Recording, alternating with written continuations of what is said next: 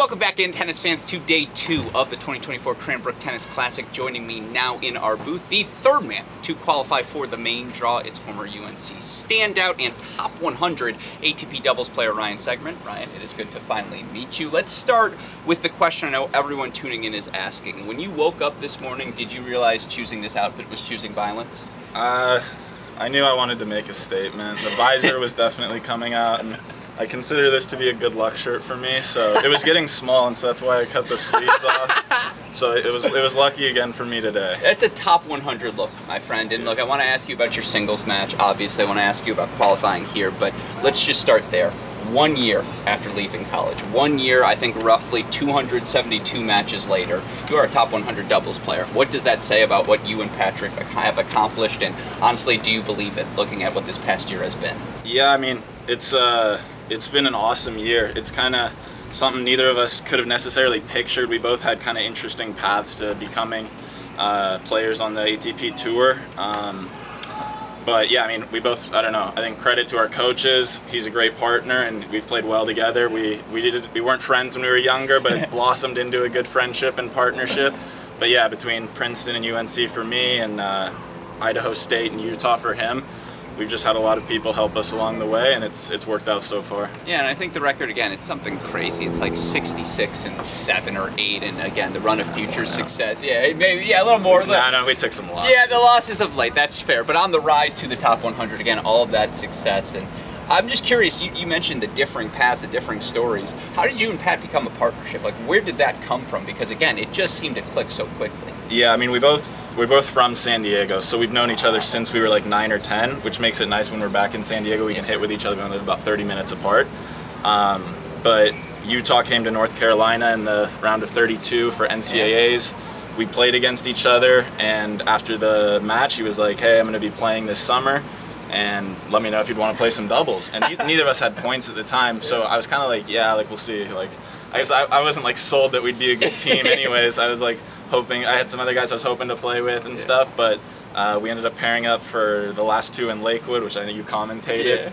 Yeah.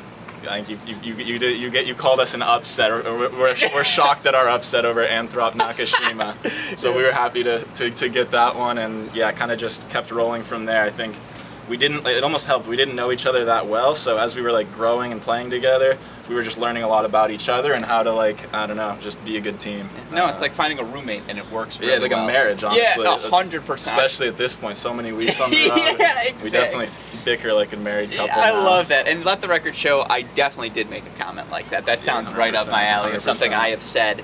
On the other side of the equation, you said, "Could this be a thing?" I remember that because I rewatched it later. You said, "Seggerman Turok, could this be a thing?" And it turns out, yes, it turned into a thing, folks. Well, on the other side of the equation, people that don't remember your career, Princeton, North Carolina, as you pointed out, you're a heck of a singles player as well. And obviously, with the run of doubles success, that may get the limelight now. But what does it mean to you to come play 2 good matches here to start the week, qualify into the singles main draw? Yeah, I love it. I mean, my singles days, I never know when I'm gonna get in. I'm almost always an alternate for these kind of tournaments, and so when I get in, I'm always excited to suit up, and I think it almost helps me that a lot of the time I'm an underdog, or that my focus is doubles, because I kind of just go out and swing. I think this week was actually a little different. I pulled off a seed in qualies. I felt myself like, for the first time in a while, like actually like almost expecting myself to like win or like play solid, like more so than usual. And yeah, it was jittery out there, but played 2 good players. Obviously a tough one with Adam yesterday, and then a good one. Kind of the scoreline maybe looked convincing, but it really wasn't at all. I was under duress a lot against Strong today, but just kind of threw everything but the kitchen sink at him, I think.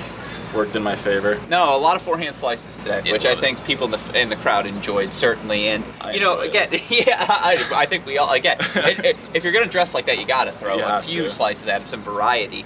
I'm curious, is there a difference between single shape and double shape? Like, you have been more doubles focused. Has it been difficult to come out and play 2 out of 3, or is it pretty easy to make that transition back? Honestly, no. I think, fortunately, it's not cooking today. Yeah. There's been a few times where I've felt a little bit out of shape, but overall, matches are matches. I've never really been one that like has problems with cramping or like endurance and long days on court. I probably could drop a few pounds and get a little quicker out there, and that's maybe my doubles body is still intact more so than my singles one. but it gets the job done some days. Yeah, no, absolutely. Well, again, you've done a lot of traveling over the course of the past year. You've gotten to see a lot of different Challenger matches, a lot of different Challenger events.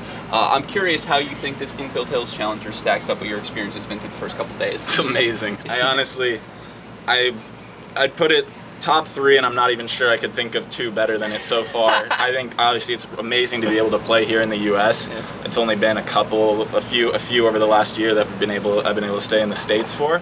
But the players' party yesterday, I mean, everything about this one, it's crazy. It feels like it should be like a 175 or something. Yeah. Just like the player treatment and stuff is as good as any tournament I've ever been at least on the Challenger circuit for sure. So it's a pleasure to play here. I'd heard really good things, and it lives up to the hype. No, I love to hear that. Wait till you go check out the lunch spread now that you're done on Encore. I promise you. It's not going to be easy to find that singles body after the lunch spread they give you. But my last question for you, again, with the ranking being as it is in doubles, what does the schedule look like down the home stretch of the season? Do you adjust accordingly now? Where are you hoping to travel as we hit the back half of 24? Yeah, I think after this week, Pat and I are going to look to go play in Germany, actually.